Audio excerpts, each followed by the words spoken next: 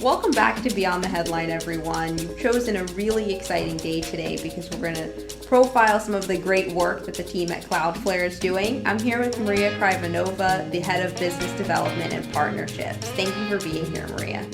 Hi, Jenna. Thanks for having me.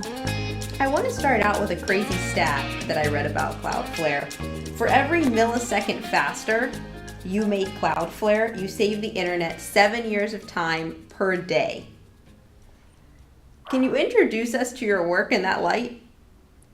Absolutely. So that's actually one of the statistics that we're very proud of, and we remind our users of that and tell them how great they are. So what Cloudflare does is we are a web performance and security company. We are on a mission to build a better internet. So the way we do that is by bringing the tools that typically just the internet giants like Google and Microsoft would have, such as content delivery network, also known as a CDN, or different security services such as a denial of service attack mitigation or a firewall in the cloud. We deliver those services to pretty much anyone with an internet property, be it a website or an API or a mobile app and so forth. So that's how we save that amount of time for all the internet users. So we make the website render much faster. And so when you're browsing, instead of waiting for 2 seconds or 20 milliseconds, we would render the website on average twice as fast and save you a lot of time. That's a crazy stat. I have not forgotten that one.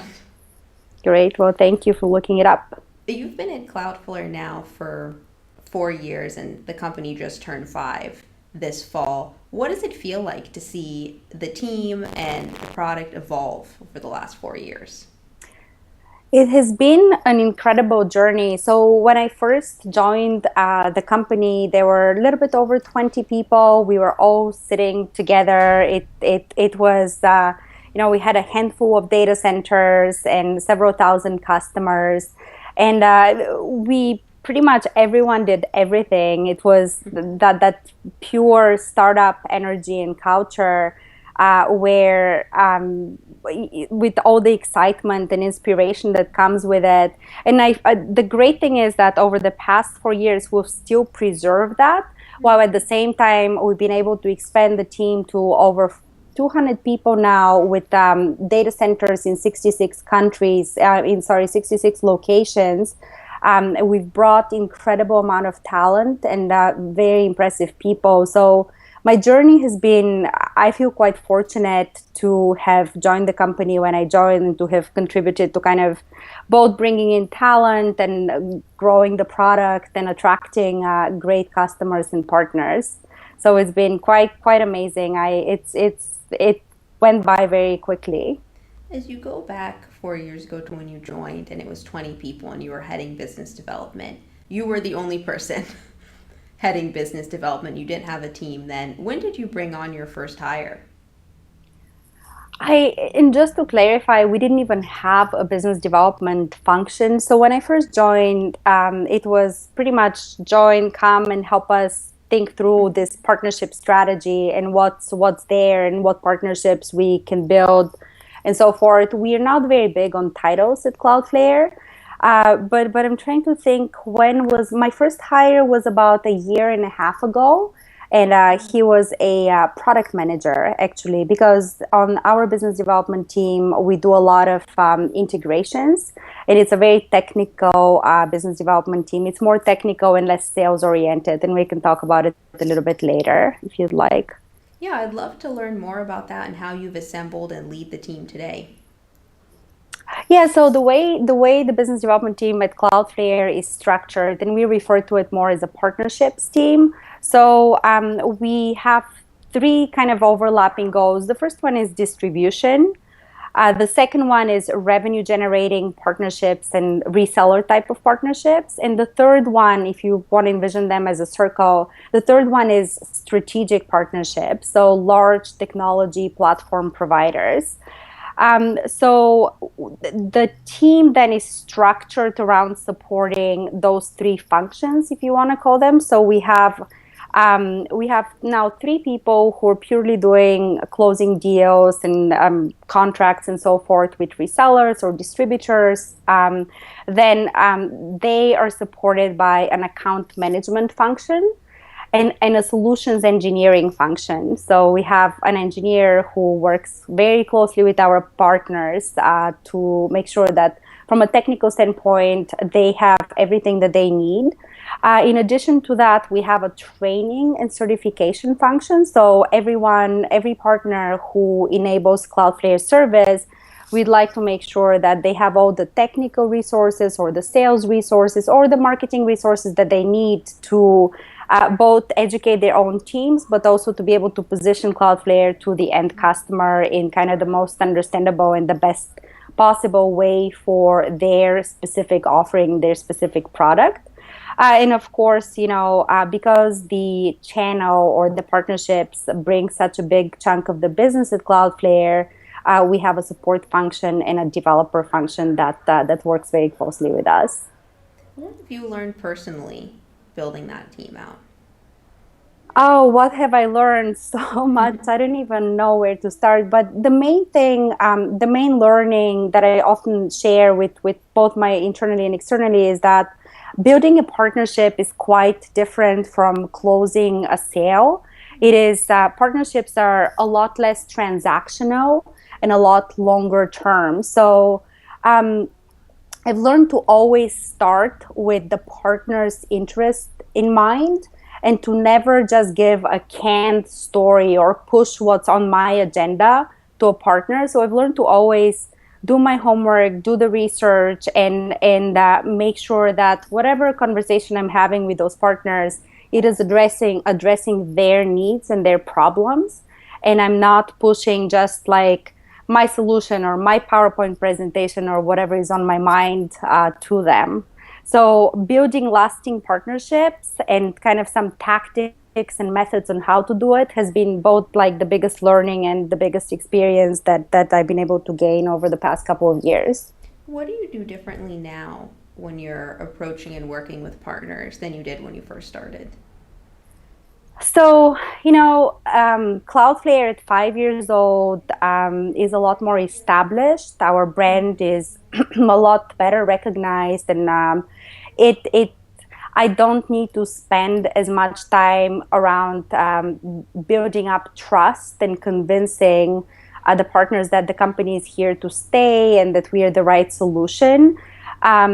I'd say what's changed, the biggest change has been that right now we have a reputation and we have several thousand partners already. So the partnerships that we've been able to forge kind of speak for themselves. So my job has become, in a way, a lot easier these days than it was in the beginning. In the beginning, it was a lot more about teaching people about what Cloudflare does, what problems we're solving, why there is a need for a company like ours. And then, of course, establishing that trust and gaining the partners' trust in order for them to continue talking to us. And then how did you, in the early days, provide that education to potential partners without coming with your vision first and not addressing their problem? In the early days, what worked really well for us is going to specific targeted events and conferences and doing it in a way that's not just doing it in a way that's memorable. So, for example, one of the conferences that we started going to is called HostingCon, and it targets specifically hosting providers who are a really good fit for us because they have their end customers are website owners, and Cloudflare's performance and security services is a great fit for website owners. The website owner has already spent a lot of time selecting their hosting provider, whether it's like a GoDaddy or a HostGator or a one-on-one internet if they're in Europe. And then by finding a way to go and gain the trust and build a partnership with those hosting providers, we were able to access their end customers. So we went to this event and we didn't just want to have a booth and a giant logo behind us. we instead, try to be very creative with our marketing tactics without breaking the bank. So as in many tech companies, we had great T-shirts. So we had CloudFlare T-shirts, but in addition, we do things like we would sponsor the breakfast, and we would have the team be at the breakfast hall, just greeting everyone as they're coming to grab their breakfast. Also, we did something that was very original, which is we would pick people up from the airport with Cloudflare branded limos, and provide them a limo ride to the conference venue. Without being salesy or without pitching them, just one of the team members would hang out in the limo, and people inevitably would ask questions like, so what is Cloudflare? Who are you guys? And they would get comfortable with seeing our faces and our T-shirts and whatnot, and then we would invite them to come by and talk to us further. So kind of that gaining trust in establishing the brand at very targeted verticals was what worked really well for us. I love that. So after someone rode in the limo and got a glimpse of Cloudflare, so they decide to come to your booth, what's the interaction like once they're there? And again, it's evolved over the years, because now when we go to similar events, people just come to catch up and see what's new and what new data centers we have opened. So it does feel really good. In the early years, the main question is like, so I saw you guys at the airport, or I saw your logo, tell me what you do. And then, that's a great conversation opener for us to explain what problems we're solving around, a website being safe or a website being slow, and then relate that into the service offerings that those specific partners have. And how do you keep that first description very, very simple? It's with a lot of I'd say practice, because if we go into the technical details, it becomes very complicated very quickly. So the first description for us is we make websites faster and safer. And then of course, people would say, well, how do you do it? And then we can say, well, we run a global network around the world, and today it's 66 data centers. And then they'll be like, well, do you own those data centers? Do you co-locate? So it's just a really good way to lead the conversation and describe the different aspects of our service. And do you want them to lead the conversation, or are you leading the conversation? We like for the partners to ask questions and to keep their interest. And again, the most important thing for me and for my team to understand is what problem do they have? So are they, for example, if it's a large service provider, they may be looking for new things to sell in their portfolio of services and to increase their revenue margins. They may be looking for specifically solving a security problem that the customers have in the best possible way. So we really try to understand what's on their agenda first before just pushing any or being salesy or anything like that. Let's fast forward then. So you guys met at the conference, everything went really well, and they're interesting. They want to have a meeting with you guys. How do you prepare for that?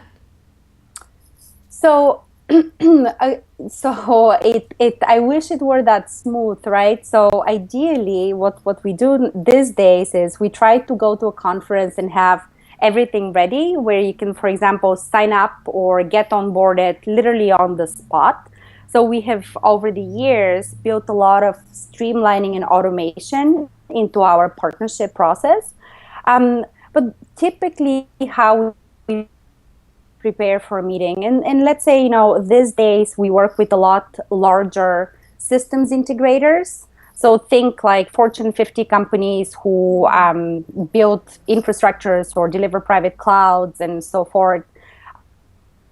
The way to prepare is understand what's in their product portfolio, have a very clear idea of where Cloudflare fits and like what value our product would bring to their product offering, and have clear propositions on price points, types of integrations, if there's an integration that needs to be done, types of customers and go to market that we can target. Because I think the more concrete proposal that we can have at the first meeting, the better it is. We also nowadays would send some prep materials in advance, but for the most part, we try to have a conversation and listen. Perfect. And I'm glad you mentioned something in that answer of the simplicity of signing up for Cloudflare. I know you guys have invested a lot in making it very easy for a partner who wants to work with you to get on the platform and get started. Yes, so one of the biggest reasons that one of the biggest I guess reasons why we have over 4,000 partners is because we have built an API and tools on top that are saving weeks of development effort on behalf of the partner, and that are it is very hard when you're offering a technical product and a B2B product to go to someone and tell them, hey, here's my API, and it's going to take you 3 weeks or a month of development time to build on top of my API, and I'll give you great terms. Every company has a shortage of development resources. Every company has a roadmap, and this is an over and above thing that you're asking them. So the more hurdles one eliminates, and we've been successful with finding the most commonly used tools for those systems integrators and those hosting providers, and building pre-made packages. So that's one thing on the technical side. From kind of the sales enablement and marketing side, that's another area where we've put a lot of effort to make sure that, okay, once you complete the technical piece of the partnership, how can we then make sure that you can get up and running? So we have templates around this is how you teach your salespeople how to talk about our product, or how to talk about your product combined with our product.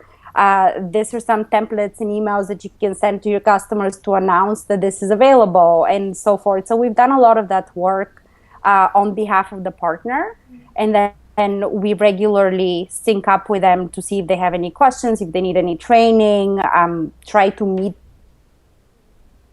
them a couple times a year when we can, and so forth. That's great. And how often are you regularly following up with them? We try to reach out to them in person at least once a month.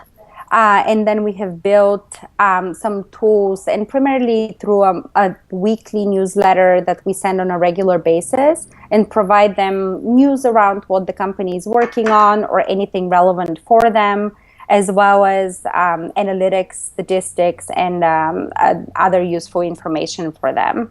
So you're really top of mind with your partners all the time. There's a lot of attention needed for our partners, so I'd say we're trying our best to do that. We hope that we are, but you never know. I know one of the goals that you guys had for your Series D, which you announced back in September, was to have some partnerships with enterprise customers and really scale those partnerships. You've said in a previous talk that you have ways to integrate new levels of Cloudflare and introduce that to your partners. Can you explain that a bit?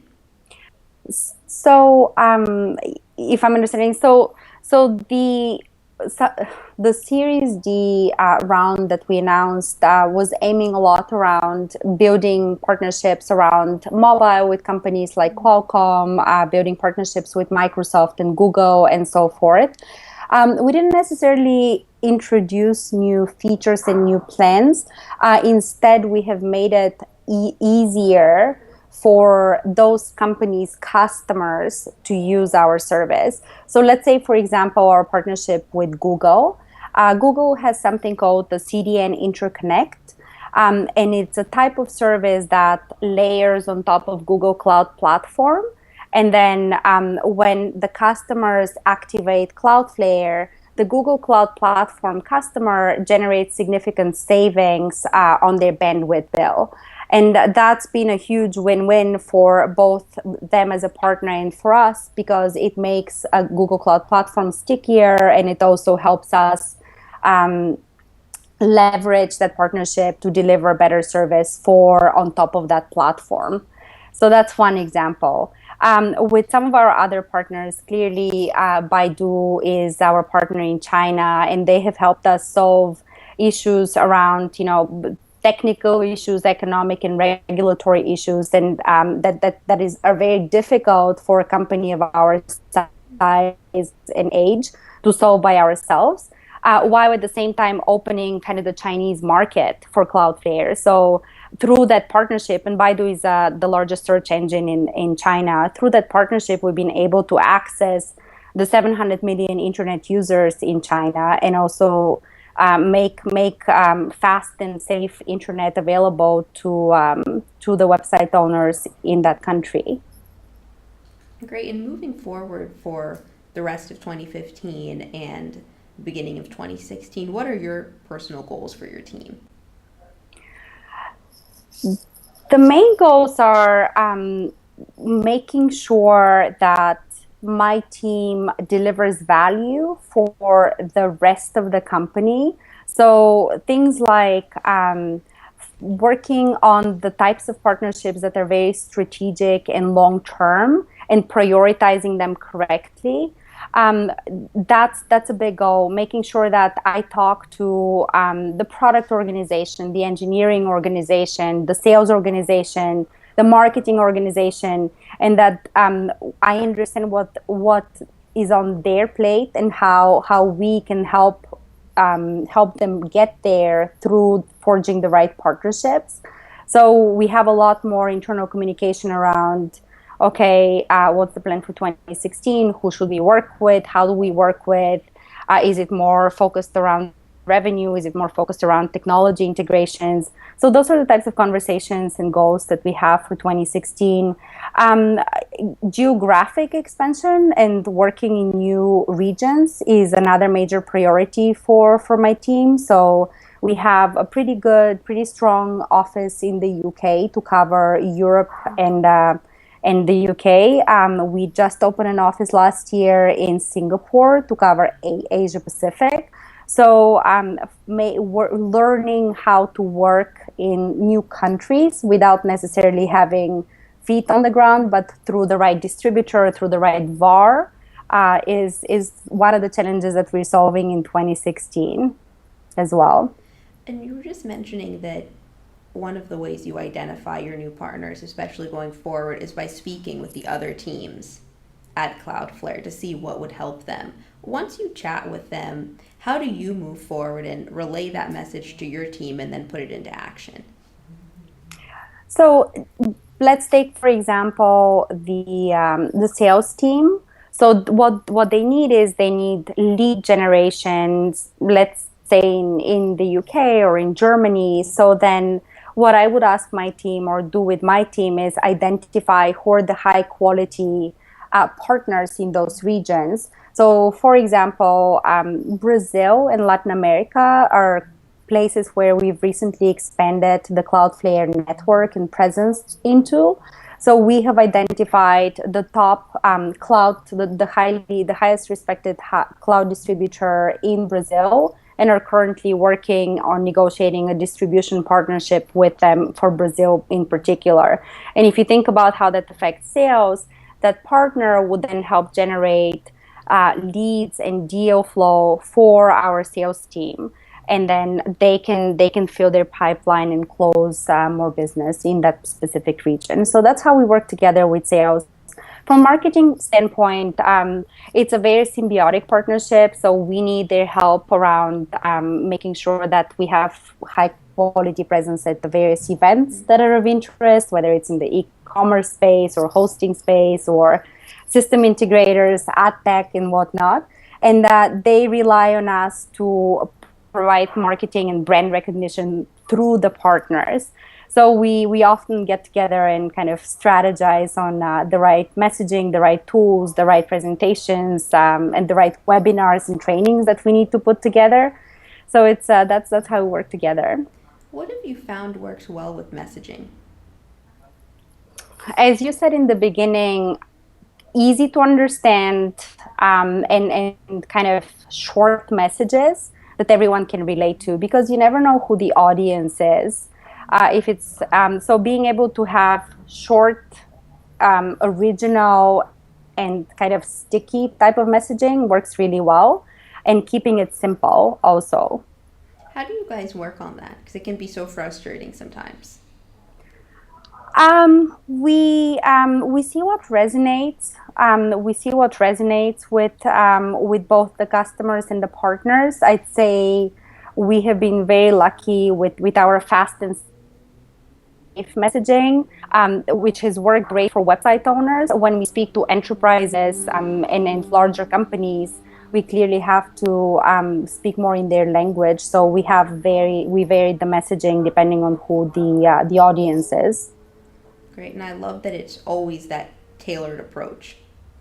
It has to be. It has to be because when you're talking to the chief security officer of a bank, or the CMO or CTO of a large corporation, you cannot use the same language necessarily than when you're talking to someone who has a WordPress blog and just cares that WordPress blog stays online and is Very true. accessible at all times. It's a lot of So you just technical have to know terms. your audience. Right.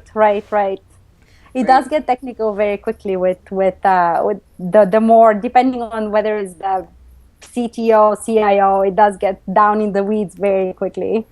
Maria, before we go, I just want to spend a couple of minutes chatting about your journey at Cloudflare, which we touched on initially. Looking back, you've shared that one of your highlights is the team that you've built. What have you learned about people and communicating over the last 4 years? Uh, I'd say, I mean, I think the biggest learning for me has been that being a manager is completely different journey than being an individual contributor. So the biggest learning is that we all have, as people, strengths and we have weaknesses. So finding out what a person's strengths are and enabling them to exceed is much harder than just kind of hiring more people or looking for criticisms and stuff like that. So learning that to patiently build people, train people, and leverage whatever their strengths are is one of my biggest kind of learnings and experiences. The other thing that I've learned is that different people scale differently as a company grows. So not everyone is willing and ready to go through kind of the growing pains and the hustle and bustle of an earlier stage company. Some people prefer the more process-driven, organized, bigger company type of environment. So I've learned to learn from some disappointments, to be a better judge of people, and to tune our interviewing process to be able to better judge as early as possible to avoid disappointments. How have you changed the interview process?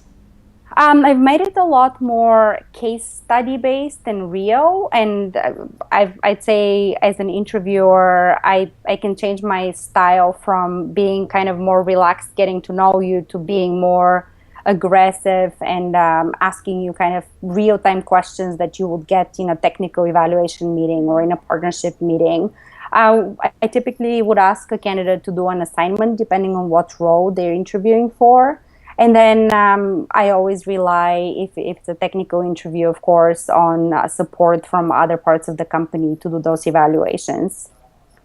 And then once they're on, you were just mentioning also really helping people tap into their strengths. I know that's so much harder to do than to say, because it's not just coming up to someone and asking, what are your strengths? You really have to see them in action.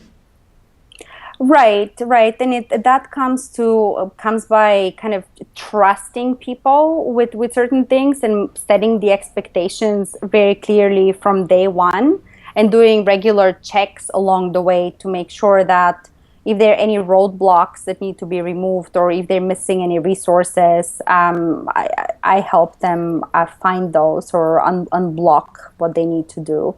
And what's unique about business development people is, and something that I've learned from interviewing many people is, a salesperson, for example, is a lot more focused on like the shorter term transactional deal based approach. A business development person, it needs to be a very special type of person with a lot more longer term thinking and relationship building type of approach, while at the same time savvy enough to negotiate large contracts, to do term sheets and deal scope and deal structuring in the right way. So it is quite a unique skill set to find.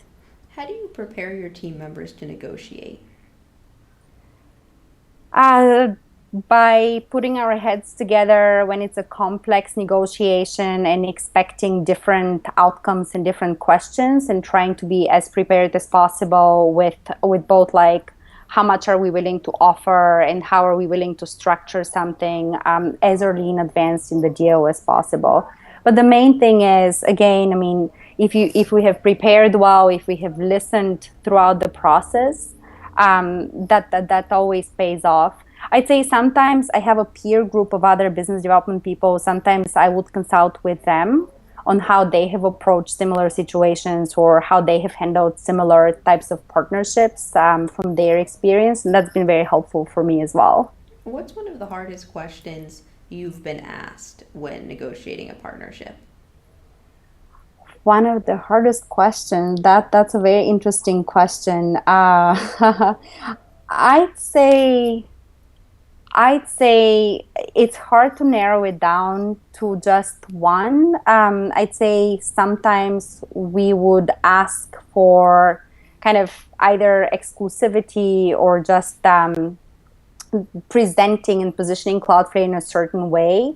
And then sometimes we would get pushback on why is that and why you and so forth. So it's always takes a little bit of explaining and a give and take when negotiating those types of deals. During the early days, when you got the pushback of why you, what did you say? I'd say what really helped in the early days is just showing the sheer passion that we have around building a better internet and having a long-term view.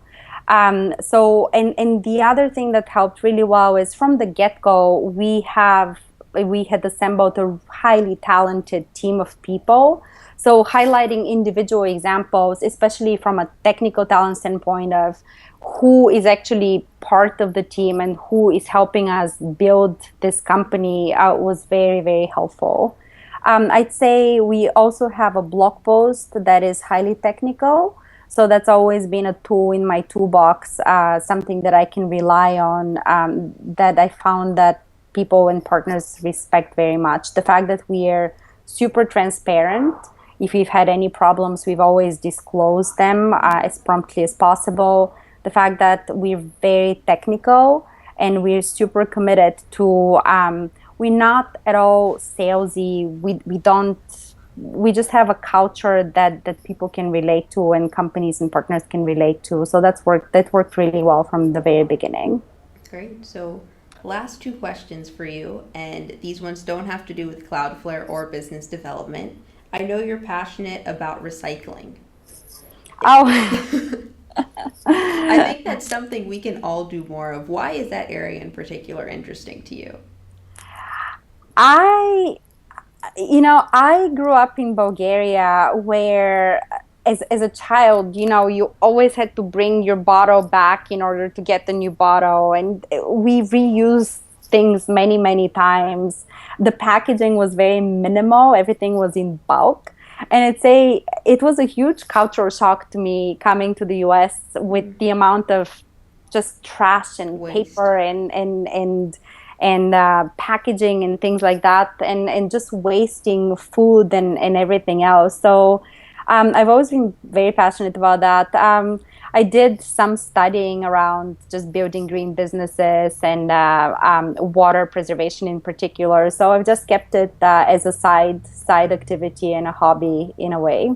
Is that something you ever think you'll pursue? I try kind of from an advisory and nonprofit role to stay involved and kind of keep current on what's going on. California is also a great place to be interested in recycling, water conservation in particular. With we all compost and do all kinds of other things. So I think California is a much better in different place than the rest of the country when it comes to that in particular. Very cool. And I know you're also very interested in the way we make our buying decisions and considering fair working conditions and child labor. When did you learn about that, and why has it remained a passion for you? It's again just from having traveled so much. I spent time living in South Africa. I've spent time in India and China. So I'm just interested and try to be conscious around understanding how something was manufactured and where things came from. But I wouldn't say that's something that I'm actively pursuing right now. It's just something that it's more of an awareness thing for me. Well, I think it's something we can all be aware about. Thank you so much for taking the time to share your work with us and really go step by step into how your process started and evolved. How can everyone stay up to date with you and Cloudflare, and also for individuals who want to check out what you guys are doing and potential customers, where can they learn more? So I'd say I mentioned our blog. It's blog.cloudflare.com. That's always a great place to keep up with what new things we are building and announcing and working on. We have pretty good Twitter presence as well, and the handle is @Cloudflare. And then my personal Twitter presence is at Maria Kar, Kar. So that will be great. If anyone wants to get in touch, I'd be happy to get in touch. Perfect. Thank you so much. Thank you, Jenna. I really appreciate it.